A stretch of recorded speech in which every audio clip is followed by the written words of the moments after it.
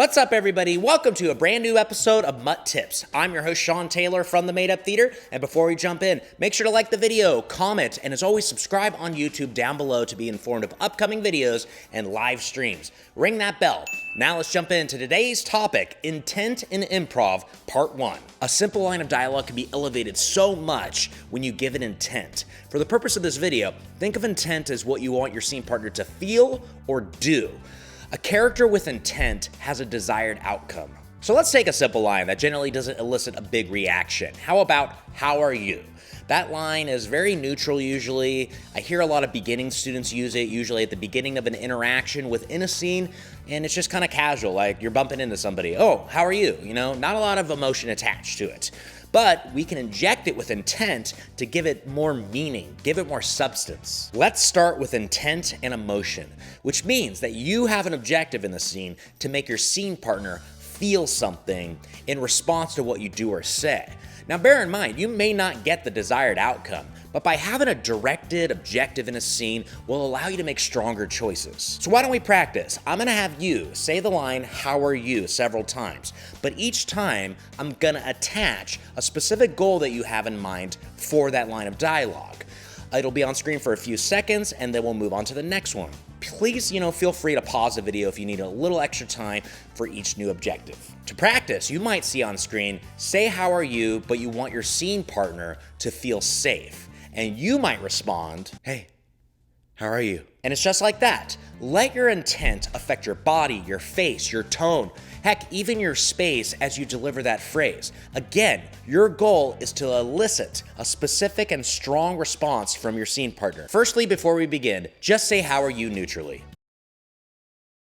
Awesome, that's the base. Now let's modify it. You're gonna see a prompt on screen and then you'll hear a ding. At that point, you can respond. When you hear 2 dings, the response has concluded and you'll move on to the next prompt. Take your time too. If you wanna pause the video, go for it. And with the line of how are you, try to keep it mostly intact. If you wanna ad-lib a word or two before or after the phrase, you can do that as long as it's meant to benefit your objective. Let's try it out. Say how are you, but you want your scene partner to feel confident.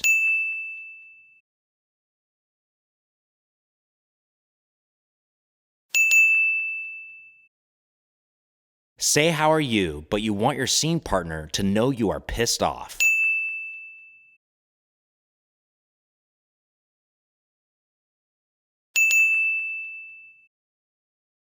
Say how are you, but you want your scene partner to feel embarrassed.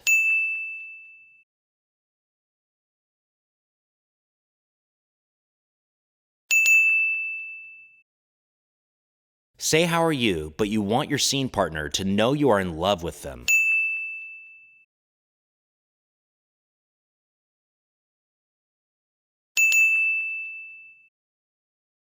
Say how are you, but you want your scene partner to feel intimidated.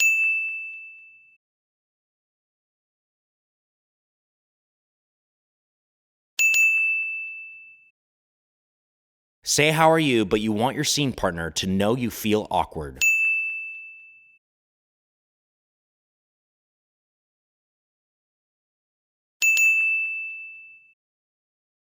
Say how are you, but you want your scene partner to feel awkward.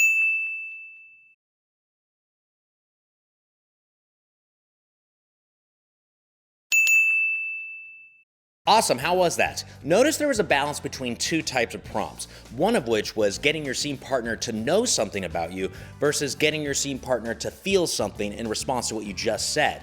And the last 2 prompts were the same suggestion, but one of which you wanted your scene partner to know something versus feel something. And it could be a little more challenging, I think, to get your scene partner to feel something versus know something. So for example, like I want you to know I'm pissed off if I say, how are you? I can do that kind of instantaneously because I can commit really strongly to my tone, my body language, my face. All that can show that I'm pissed off even though I'm just saying, how are you? But on the flip side, getting your scene partner to actually, feel a certain way, like feel pissed off, that could be a little bit more challenging because it's not so instantaneous. There's gonna be a little bit more of a journey, but that's kind of satisfying, is to see that journey, to see if you're able to get your scene partner to feel a certain way. Are you gonna succeed? Are you gonna fail at it?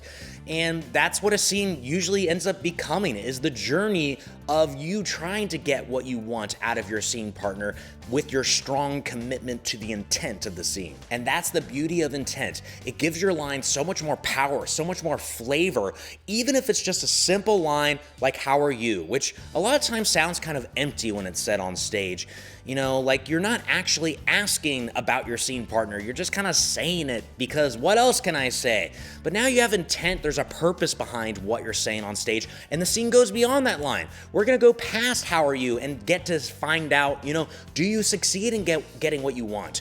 Do you fail? And what does that lead you to do next? That's the evolution of improv. And the cool thing about intent is every prompt I gave you was connecting you and your scene partner. Your intent was about your scene partner, getting them to feel something or know something about you. Next week, we'll work with intent and action, which is another really cool layer of intent. But hey, inject some purpose into your lines and see how it changes your improv. And that concludes this episode of MUT Tips, everybody. Thank you so much for checking it out. I really appreciate it. Again, make sure to like, comment, and subscribe. And I will see you next time for another episode of MUT Tips. Bye!